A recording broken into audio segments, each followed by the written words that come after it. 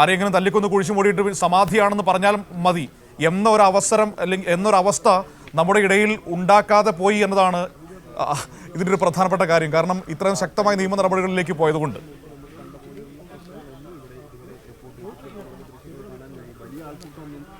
തീർച്ചയായും കോടതി ആ നിലയിൽ ഒരു ഇടപെടൽ നടത്തിയത് വളരെ മാതൃകാപരമായ ഒരു ഇടപെടലാണ്. വരാനിരിക്കുന്ന വലിയ ഒരു വിപത്തിനെ തടയുന്ന, അതായത് മുളയിലെ നുള്ളുന്ന ഒരു നിലപാടായിരുന്നു കോടതിയുടെ ഭാഗത്തു നിന്നും ഉണ്ടായിട്ടുള്ളത് എന്നത് വളരെ ആശാസ്യകരമായ ഒരു കാര്യം തന്നെയാണ്. ആ നിലയിൽ ആ കോടതി ഉത്തരവിന്റെ ബലത്തോടു കൂടിയാണ് പോലീസ് പിന്നീട് സ്ഥലത്തെത്തുകയും പരിശോധനകൾ പൂർത്തിയാക്കുകയും ഇന്നിപ്പോൾ ഈ കല്ലറ തുറന്ന് മൃതദേഹം പുറത്തെടുക്കുന്ന ഒരു സ്ഥിതി വരെ വളരെ പെട്ടെന്ന് തന്നെ തൊട്ടടുത്ത ദിവസം തന്നെ അതിനുള്ള നടപടികളിലേക്ക് പോലീസിന് കടക്കാൻ കഴിഞ്ഞത് അതുകൊണ്ട് തന്നെയാണ്. ഏതായാലും ഈ വിഷയത്തിൽ നേരത്തെ മനു സൂചിപ്പിച്ചതുപോലെ തന്നെ അത്ര ആശാസ്യകരമല്ലാത്ത ചില ഇടപെടലുകൾ ഉണ്ടായി. അതിനെ ആ നിലയിൽ തന്നെ നാട്ടുകാർ പ്രതിരോധിക്കുന്ന സാഹചര്യവും ഉണ്ടായിരുന്നു. ഏതായാലും നീതിന്യായ വ്യവസ്ഥ ജയിക്കുന്ന ഒരു സാഹചര്യത്തിലേക്ക് കാര്യങ്ങൾ പോകുന്നു. മതമല്ല, നീതിന്യായ വ്യവസ്ഥ തന്നെയാണ്, രാജ്യത്തെ നീതിന്യായ വ്യവസ്ഥ തന്നെയാണ് മുകളിൽ എന്ന് നമുക്ക് പറയാൻ കഴിയുന്ന നിലയിലേക്ക് കാര്യങ്ങൾ മുന്നോട്ട് പോകുന്നു. വളരെ പെട്ടെന്ന് തന്നെ ഹൈക്കോടതിയുടെ നിർദ്ദേശത്തിന്റെ അടിസ്ഥാനത്തിൽ ഈ കല്ലറ പൊളിക്കുന്ന നടപടികളിലേക്ക് പോലീസിന് കടക്കാൻ കഴിയുന്നു. നേരത്തെ തന്നെ ഈ ഹൈക്കോടതിയുടെ ഉത്തരവ് വരുന്നതിന് മുൻപ് തന്നെ പോലീസും സബ് കളക്ടറും അടക്കം ഈ വിഷയത്തിൽ മാധ്യമങ്ങളോട് പറഞ്ഞത് ഇതിൽ മറ്റ് മതപരമായ യാതൊരു വിഷയത്തിലേക്കും ജില്ലാ ഭരണകൂടം കടക്കുന്നില്ല, നിയമപരമായ കാര്യങ്ങൾ മാത്രമാണ് ജില്ലാ ഭരണകൂടത്തിന്റെ മുന്നിലുള്ളത്.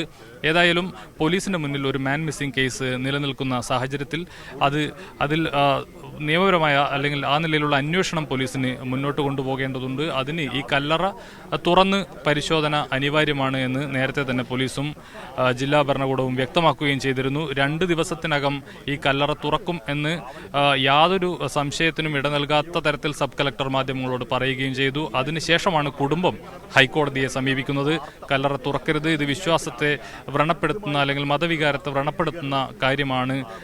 ആ നിലയിൽ ഒരു അപേക്ഷ അല്ലെങ്കിൽ ഒരു ഹർജി ഹൈക്കോടതിക്ക് മുന്നിൽ എത്തുന്നു. എന്നാൽ അതിൽ ഈ കുടുംബം ഉന്നയിച്ച വാദങ്ങൾ കോടതി അംഗീകരിക്കുന്നില്ല. ഇത് ഒരു നിയമപരമായ ഒരു വിഷയമാണ് ഇതിനകത്തുള്ളത്. എന്തുകൊണ്ടാണ് പേടിക്കുന്നത്? പരിശോധന നടക്കട്ടെ, അല്ലെങ്കിൽ ഈ പിതാവ് മരിച്ചു എന്നതിന് നിങ്ങൾക്ക് മരണ സർട്ടിഫിക്കറ്റ് ഉണ്ടോ എന്ന് കോടതി കുടുംബത്തോട് ചോദിക്കുന്നു. അങ്ങനെ മരണ സർട്ടിഫിക്കറ്റ് ഉണ്ടെങ്കിൽ അത് ഹാജരാക്കാൻ പറയുന്നു.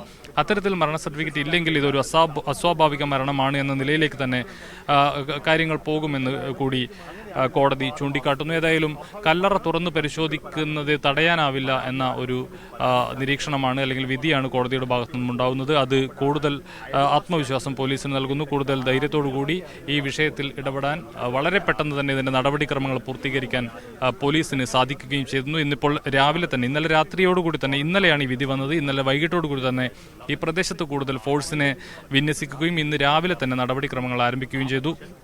കഴിഞ്ഞ ദിവസങ്ങളിലെല്ലാം തന്നെ ഈ കല്ലറ തുറന്ന് വെക്കുന്ന അല്ലെങ്കിൽ ടാർപ്പ കെട്ടിയെങ്കിൽ പോലും തുറന്ന് എല്ലാവർക്കും അങ്ങോട്ട് പ്രവേശനവും അത് കാണാനുള്ള സാഹചര്യം ഒക്കെ ഉണ്ടായിരുന്നു. കുടുംബത്തിന് അതിൽ പൂജയടക്കം അല്ലെങ്കിൽ മറ്റ് കാര്യങ്ങളൊക്കെ വിളക്ക് വെക്കാനടക്കമുള്ള കാര്യങ്ങളിൽ അനുവാദം നൽകിയിരുന്നു. ആ നിലയിൽ തന്നെയാണ് കാര്യങ്ങൾ മുന്നോട്ട് പോയിരുന്നത്. എന്നാൽ ഇന്ന് രാവിലെയോടുകൂടി പൂർണ്ണമായും ഈ കല്ലറ ടാർപ്പ വെച്ച് മറച്ച് ഇൻക്വസ്റ്റ് നടപടികൾക്ക് വേണ്ടി ആ പ്രദേശം സജ്ജമാക്കുന്ന ഒരു ഇപ്പോൾ അതിനുശേഷം ഫോറൻസിക് സർജന്മാർ അങ്ങോട്ടേക്ക് എത്തിയിട്ടുണ്ട് എന്നാണ് കമലേഷ് അറിയാൻ കഴിയുന്നത്.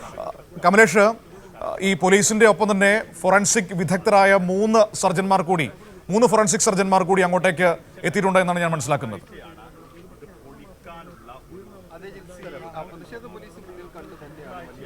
തീർച്ചയായും മനു, 3 പേരാണ് ഇതുവഴി പോയിട്ടുള്ളത്. അവരാണ് ഇതിന്റെ മറ്റു കാര്യങ്ങളെല്ലാം നോക്കുന്നത്. 3 പേർ തന്നെയാണ്, 2 സ്ത്രീകളും ഒരു പുരുഷനും അടങ്ങുന്ന 3 പേരടങ്ങുന്ന ഒരു ഫോറൻസിക് സംഘം തന്നെയാണ് ഇതിന്റെ കാര്യങ്ങൾ നോക്കുന്നത്.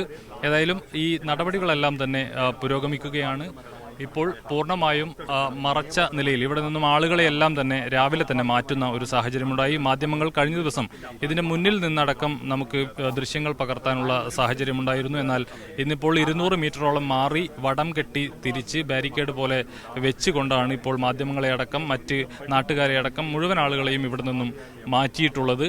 ഏതായാലും നമുക്ക് വളരെ ദൂരെ നിന്ന് മാത്രമാണ് ഇപ്പോൾ ഇതിന്റെ ദൃശ്യങ്ങൾ ചിത്രീകരിക്കാൻ കഴിയുന്നത്. അവിടെ നടപടിക്രമങ്ങൾ പുരോഗമിക്കുകയാണ്. തൊട്ടടുത്തായി ആംബുലൻസ് കൊണ്ടുപോയി വെച്ചിട്ടുണ്ട്. ഏത് നിമിഷവും ഈ ഇൻക്വസ്റ്റ് നടപടികൾ പൂർത്തിയാക്കിയതിന് ശേഷം മൃതദേഹം ആംബുലൻസിനകത്തേക്ക് കയറ്റും എന്ന് നമുക്ക് പ്രതീക്ഷിക്കാം.